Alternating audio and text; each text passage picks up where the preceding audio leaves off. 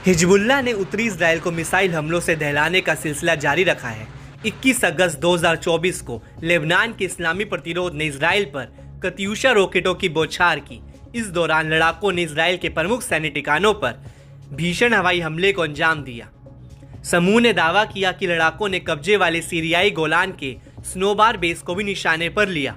Gaza के समर्थन में उत्तरी इजराइल के हमले शुरू होने के बाद से ये स्नोबार बेस पर हिजबुल्लाह का दूसरा हमला है।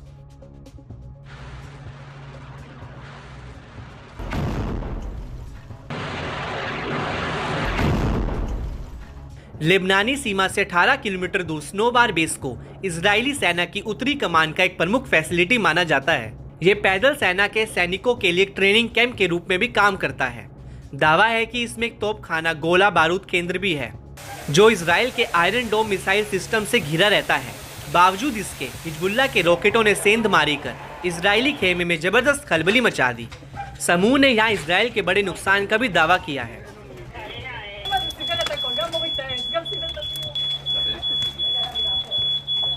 हिजबुल्लाह दक्षिणी लेबनान खास तौर से बीट लीफ पर इजरायली हमले से तमतमाया हुआ है। लड़ाकों ने जवाबी पलटवार करते हुए एक सटीक हमले से हदाब यारोन साइट को निशाना बनाया। इतना ही नहीं, उसी साइट को फिर तोपखाने के गोले से भी हमला किया। इसके अलावा हिजबुल्लाह ने जेरिट मिलिट्री एयरपोर्ट के पास इजरायली सैनिकों की एक टुकड़ी पर भी हमला किया। इजरायली मीडिया ने हिजबुल्लाह के हमलों की पुष्टि करते हुए बड़े हमले की जानकारी दी। लेबनान से उत्तरी इजराइल की ओर 60 से ज्यादा रॉकेट लॉन्च किए गए। इससे 5 से ज्यादा इजरायली घायल हो गए, जबकि गोलान हाइट्स की कैट्जरीन में कई इमारतों को नुकसान पहुंचा। खास बात है कि हिजबुल्लाह इजरायली सैन्य ठिकानों के अलावा रिहायशी इलाकों में भी हमले कर रहा है। हिजबुल्लाह ने कैट्जरीन और गोलान हाइट्स में नागरिक आबादी के पास रॉकेट बैराज से हमला किया। आम इजरायलियों पर हमले होने से इजरायली पीएम नेतन्याहू के लिए मुसीबत बढ़ गई है। हिजबुल्लाह के हमलों से उत्तरी इजराइल के हजारों घर तबाह हो गए हैं। सायरन की आवाजों के बीच लोग डरे और सहमे हैं। दावा है कि हिजबुल्लाह कमांडर फवाद शुक्र की मौत के बाद से हिजबुल्लाह ने पहली बार इजराइल को इतनी बड़ी चोट पहुंचाई है। जंग शुरू होने के बाद ये पहली बार है जब हिजबुल्लाह ने नागरिक बस्ती को सीधे निशाना बनाया है।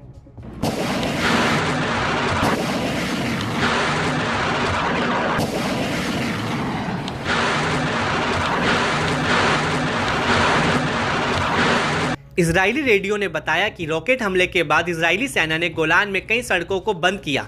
इस बीच कैट्जरीन में इजरायली निवासियों को सुरक्षा के लिए बॉम्ब शेल्टर्स में रहने की सलाह दी गई। इजरायली मीडिया रिपोर्ट्स में कहा गया कि अग्निशमन दल कैट्जरीन में जमीन पर है, जहां सीधे हमलों के कारण आग लगी है और चोटें आई हैं।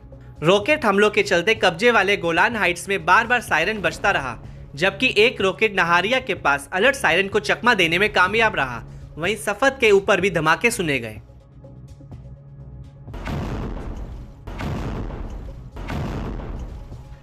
कैट्जरीन में हिजबुल्लाह के हमलों के बाद पूर्व इजरायली पीएम और विपक्षी नेता यायार लैपिड ने सोशल मीडिया पर एक मैप पोस्ट किया है। इसमें इजराइल के उन इलाकों को दिखाया गया है जहां सायरन बज रहे थे। उन्होंने कहा कि देश के उत्तर में एक दिन और अब कैट्जरीन शहर में सीधा हमला, सरकार ने उत्तर खो दिया है। वहीं गोलान रीजनल काउंसिल के प्रमुख ने प्रतिरोध के हमलों से लगी आग के पास वीडियो पोस्ट किया, जिसमें उन्होंने कहा कि ये एक नई सच्चाई है। इजरायली सरकार को इसे जल्द से जल्द खत्म करना चाहिए। उत्तरी इजराइल के लोग बीते 10 महीनों से अपना असंतोष जता रहे हैं। इजरायली सरकार उत्तरी बस्तियों पर हमलों को रोकने में फेल रही है, जिससे पीएम नेतन्याहू और उनकी सरकार सवालों के कटघरे में है।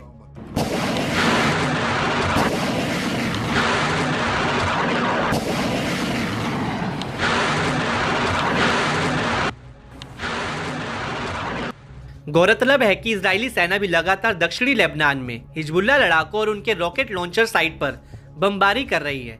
बताया जाता है कि पिछले साल अक्टूबर में संघर्ष शुरू होने के बाद से लेबनान में 600 से ज्यादा लोग मारे गए हैं, जिनमें 400 से ज्यादा हिजबुल्लाह लड़ाके हैं, तो वहीं 150 से ज्यादा आम नागरिक भी शामिल हैं।